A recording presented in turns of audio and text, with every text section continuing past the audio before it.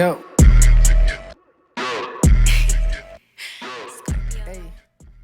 What's good, fam? It's your boy Dwayze on Blaze. You know the name, you know the face, you know the time, you know the place. And today we're back again with a brand new react. Matter of fact, alright guys, we're getting into some A-Reece today.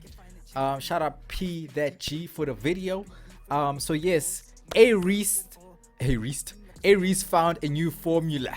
Alright, we're gonna see what that formula is. The boy had a big 2023 it was. He dropped Paradise 2. Although I feel like the promotion for Paradise 2 wasn't at the level it should have been. I felt like it should have been pushed more visuals, more backing, just more around that whole release and around A-Reece himself during that time, which there wasn't too much of. But then again, the project still did the numbers, so was it even necessary? I don't know. But let me stop rambling. Let's go. With the creation of music being a collaborative effort, it's rare that we often see an artist and their producer have such chemistry to the point where they become inseparable. Now, just like Drake and 40 or even Nas and Hit Boy, A-Reece and MashBeatz are two individuals who managed to take the SA hip-hop scene by storm, not because of their individual talents. This duo will go down in history. Reece and Mash. I don't know if there is a hotter producer-artist combo in South Africa, if there's ever been one.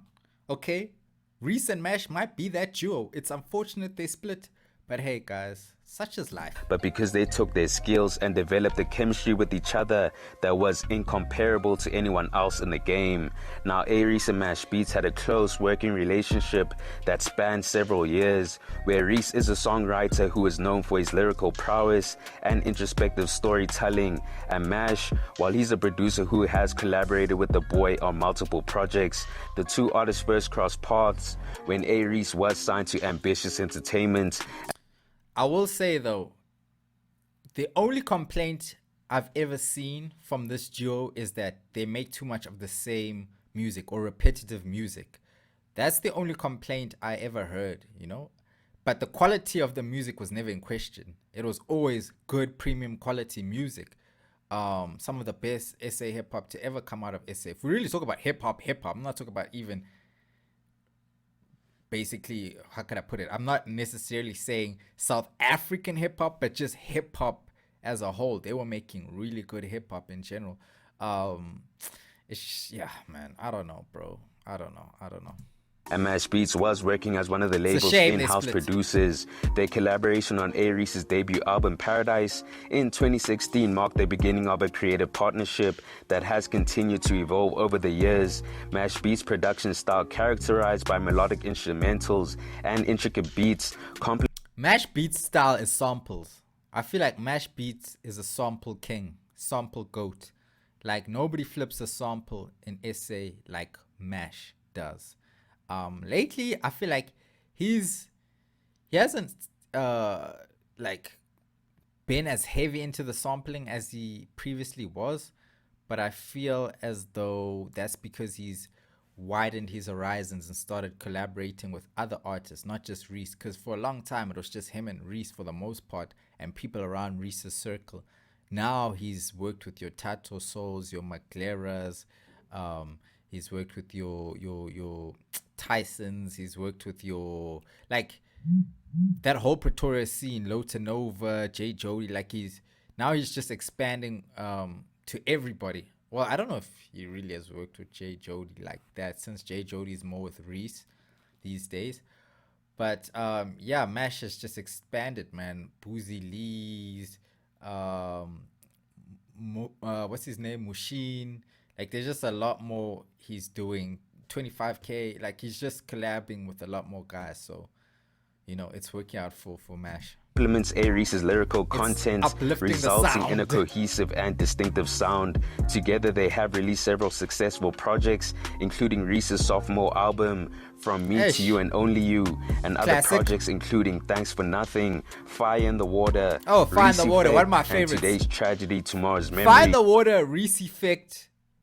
I wouldn't say Today's Tragedy, but Fire in the Water and Reece Effect are like two of my favorite projects ever from Reece. Like Today's Tragedy is good, but Reece Effect, bro, oh my gosh, crazy. Fire in the Water, crazy. Today's Tragedy was good.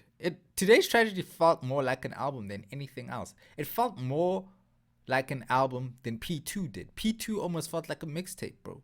It was still good, but Today's Tragedy, album mode. Now, their partnership extends beyond music, as they have often expressed mutual respect and admiration for each other's creative abilities. Both A-Reece and MashBeatz have played significant roles in shaping the sound of SA hip-hop and have garnered a dedicated fan base. Overall, A-Reece and MashBeatz share a strong musical bond that has yielded impactful and resonant music, establishing them as influential figures in the SA music scene. Now, because of all of that, it came as a surprise when it was alleged that the two had fallen out with each other and they were no longer working together. Now, the actual reasons for the fallout still remain a mystery, but Mash, they claim that conversations about money or residuals were not had. It always when is. His mother passed on, he felt as if his closest friends didn't truly hold him down, and he made the decision to leave and finally focus on himself. I won't lie, one of the best decisions Mash ever made was stepping out by himself. Although I feel like him and Reece were a killer combo, I kind of feel like he's grown so much by stepping in his own lane and doing things his own way and not necessarily sticking to one sound. Mash has really spread his wings and become one of the greatest SA hip-hop producers currently, you know, of this era, at least from your 2020s and up. I mean, he still killed the 2010s, but I feel like his name has become so much bigger in the 2020s, you know, and it's just really dope to see how far Mash has taken it as a producer. We see a lot of producers come up with an artist, but then once they split with the artist, they kind of fall to the wayside, whereas Mash has managed to evolve into even a much more bigger brand, you know, almost like a Metro Booming and these type of guys. I feel like that's what Mash is kind of becoming in SA. Like, he's becoming that producer who has a face, who's known, who's not just the guy behind the decks, who's also the guy who's, you know, kind of an artist in a sense now. You know, he put out an album did well, you know, Never Ride, one of the craziest hip-hop collabs in the past 10 years since Amantombazan. Like, come on, guys. Mash got the points and the stats, bro. You know when you work, you expect, yeah, and I just feel like we didn't have those type of conversations proper, you know, and any chance that was presented for us to have those conversations, they just didn't happen. You understand? So, you know, I went through. So then y'all were just grinding it out? We were grinding. We were grinding for real. Not even looking at all that other shit. And you know, quick side note. I love bhuda, as he call him, or Zinger. I don't know. I love his interview style because it feels like he's not scared to really try and, you know, peel back the layers and find out what really happened. Like, he's not scared to kind of like go there. That's what I love about his interviews, because he gonna keep it a buck, you know, $1.50, and really ask those hard-hitting questions and really try and figure out the questions everybody wants to know. So I really like that about your boy Zing, your boy bhuda. Okay.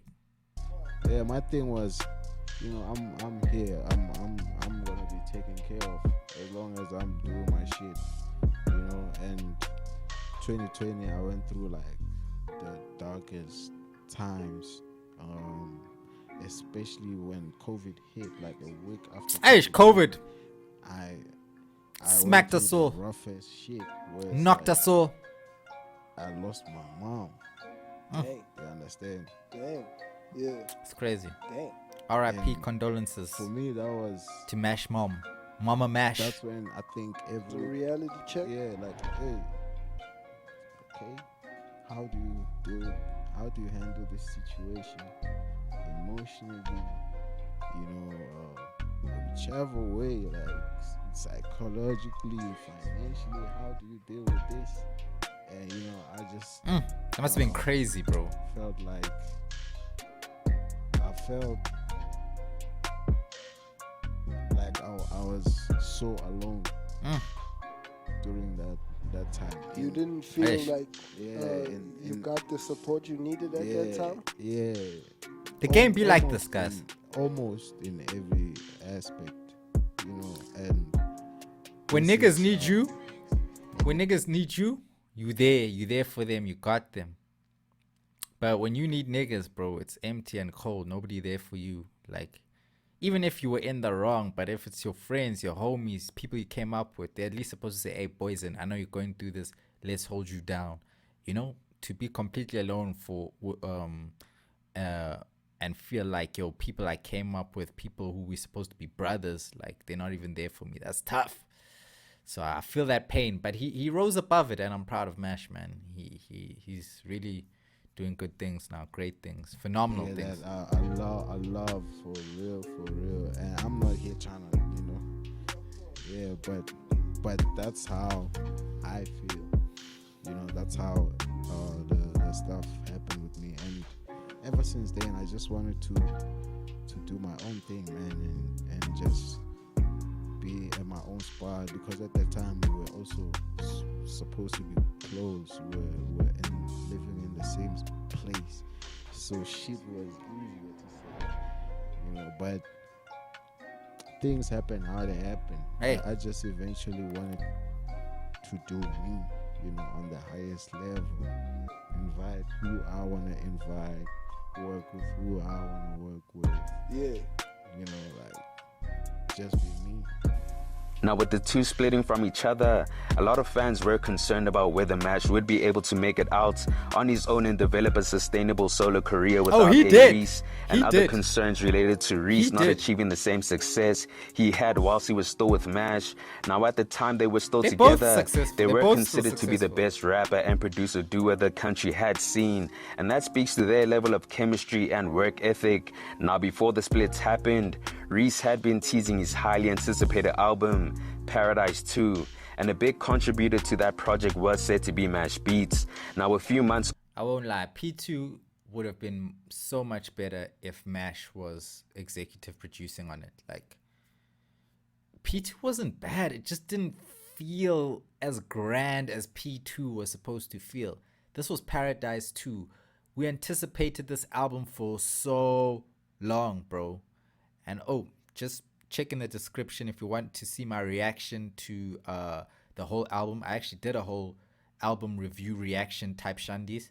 I'm gonna link it down below. Anyway, yeah, so it's just like, bro, P2 just lacked something. It lacked something, and I feel like it was Mash, and there was a bit of mainstream appeal that I feel also needed to be brought to P2. Like, I know Reece is this underground cat, who's also mainstream and major, but I do feel like the type of album and the theme and the vibe around P2 was, yo, this is like Reece's magnum opus, and it wasn't that. It was a good album, don't get me wrong. The numbers prove it was a good album. People love the album, but I just feel the way it was rolled out, the way it was served to us, the way we consumed it, it just didn't feel like a grand album. It kind of just felt like, another mixtape from Reece, we'll take it. But it was a fire mixtape or fire project in itself. But yeah, man, it just didn't feel, it just felt like something was missing. after the split, or I guess a year later, Today's Tragedy, Tomorrow's Memory had just dropped, and a lot of fans came up with their own theory and speculated that it was actually supposed to be the original Paradise 2. It does but because feel of like their that. fallout, Reece changed the name of the project completely and dropped it as a mixtape. Now, Reece did come out and clarify that Today's Tragedy, Tomorrow's Memory is a mixtape. Wait. Let me remind you that TTM is just a mixtape, and I've started working on P2 early 2020, my nigga. Don't be ridiculous. Okay. All right. So, guys, he's been teasing P2 since basically Reece Effect, which, if I'm not mistaken, was like 2019, bruh. Bro, time moves so fast, bro. And it only came out in 2023. That's like 4 years later, bruh. It's crazy. and that he had started working on Paradise 2 at the beginning of 2020. And with him having the fallout with Mash, any work they did for the album prior to their split had to be scrapped, according to Reece. Yeah, how was the process? The process was crazy because it started already in 2020 and everything had to be like scrapped. I had to start over because the pandemic, you know, I just wasn't in the right space at the time. Look at Raquel's always there somewhere, lurking in the background. Like, she don't leave this man's side, which is good. I respect it. I respect a girl who hold a man down. And the loss of my father as well affected me. So, I couldn't work as efficiently as I wanted to. So, I just had to, like, you know, sit back, recollect myself, and get back into it. And when I started doing projects with my older brother, Jay. Yo, so many people lost people in COVID, bro. It's crazy. I don't know how my gran survived COVID and then dies right after COVID is finished. Like, RIP my gran, but come on. You made it through COVID, then die after COVID? How could you do this to me? Jody, that got me back in the zone. And then, you know, we're here now. Now, with Reece always reiterating that if he's got Mash, then he's covered, well, then it's no surprise that he considered himself and Mash as the formula when it came to making a masterpiece. But with their relationship taking a sideways turn, who could Reece turn to create the beautiful music he once made with Mash? Well, at one point, we saw him work alongside with Iceman Beatz for Heaven Can Wait, which he did with Jody, and they definitely had chemistry together on that project, but unfortunately, their relationship... Damn, Heaven Can Wait was kind of fire. That's one I forgot. Heaven Can Wait was fire. I feel like people didn't give it a good enough chance. That project was actually really good. Didn't prosper into the rapper and producer duo we saw that he had with Mash. Another contender was Logical Rhymes, who was an in-house producer for some of the members at TWC, but not even that relationship produced anything fruitful. So which producer would Reece recruit to be the mastermind and architect behind his highly anticipated album? Well, one unexpected name was Micheal Tuohy, and not much is known. I feel like Micheal Tuohy, I always call him Michael Tahoe, but this guy's a goat, bro. This guy's a goat. His production is crazy. Like, his textures, the palettes he uses in his beats, fire, bro. Like, he really just makes good music. And I think this was a good pairing. I think this is actually what really brought a lot of life to Paradise 2. But I could just imagine him and Mash together. Like, I imagine him, Mash, and like a producer like her Cut the Lights, somebody who's a bit more mainstreamish, you know what I'm saying, but can also still give you a rapper's beat. You know, that would have been a fire combo. But hey, known about him other than the fact that he worked closely with Elohim and Elize, and the joint project he dropped. Yeah, these Elohim, Micheal Tuohy, and Elize, they're responsible for the success of Elaine. And as soon as Elaine left that trio, it was raps. Okay, let me not say it was raps, but she's selling flowers now. She's not putting out music, so I don't know. Hey, bro, she signed. Why is she selling flowers, bro? She's supposed to be selling music. But hey, I digress. Alongside with Elohim, titled With or Without, I guess kind of put him out there as a producer to be on the lookout for. Now, we had previously worked with Reece and TWC on their record, Less Friends, More Bands, which I'm assuming formed their relationship, but over these past 2 years, we've seen them work a lot more closer, with them getting producer credits on projects like... Yeah, guys, this year with the music, hey, guys, I really want to work with a lot of producers, a lot of different artists. I want to be serious 2024. I haven't been serious about music. I've been doing other things, but hey guys, let me not get into that right now. We're almost at the end of this. Let's not make it too long. The Burning Tree and Deadline's Free Paradise 2. I guess it was a case of them figuring out the chemistry they were trying to develop. I mean, in preparation for Reece Paradise so 2, projects, they gave us tracks like Bellator, Bad Guy, and Achilles, and going based off that, I think it was a no-brainer for Reece to entrust Micheal as his go-to producer for his album.